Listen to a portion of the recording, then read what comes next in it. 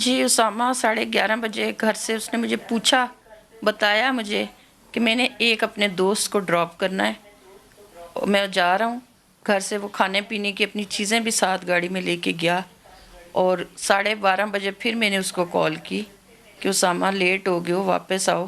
اس نے کہا میں 10 منٹ میں گھر پہنچتا ہوں۔ پھر میں نے اس کا ویٹ کیا، میں نے کہا بس آ رہا ہوگا۔ پھر تقریباً میں نے 1:30 بجے کے قریب کال کی تو اس کا فون بند جا رہا تھا۔ اس کے بعد ہمیں 4 بجے، میں بیچ میں کال کرتی رہی، 4 بجے پھر ہمیں کسی SHO نے فون کیا کہ جی پولیس مقابلے میں آپ کے بچے کو گولی لگ گئی ہے۔ میرے بچے کے پاس نہ پسٹل، نہ کوئی پتھر، نہ کوئی اینٹ، نہ کوئی چھری، نہ کوئی چاقو، اور پولیس مقابلہ۔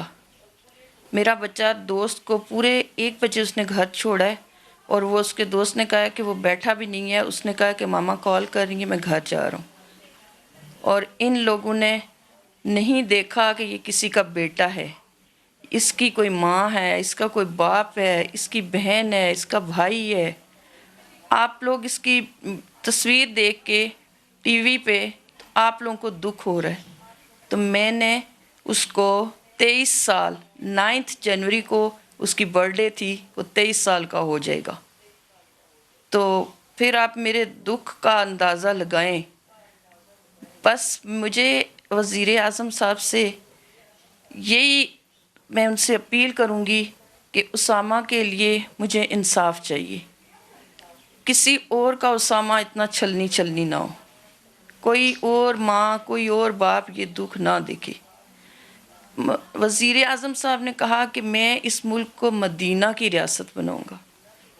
مدینہ کی ریاست تو دور کی بات، میں تو اب اس ملک کو، میرے لیے تو یہ قبرستان ہے، پاکستان بھی نہیں رہا۔ تو وزیر اعظم صاحب سے میری اپیل ہے کہ یہ جو آپ کی پولیس جو درندگی کر رہی ہے نا، اور لوگوں کے معصوم بچوں کو 22 گولیاں انہوں نے اسامہ کو ماری ہیں، جس میں سے 6 گولیاں اس کو لگی ہیں۔ تو آپ لوگ خود سوچیں کہ میں کتنا تڑپ رہی ہوں کہ اس نے کیا اذیت دیکھی ہے۔ یہ کیسے دل ہیں ان کے، کیسے یہ اس طرح تو کشمیر میں بھی نہیں ہو رہا، اس طرح تو کوئی غیر ملکی ہوتا نا اس کے ساتھ بھی نہ ہوتا۔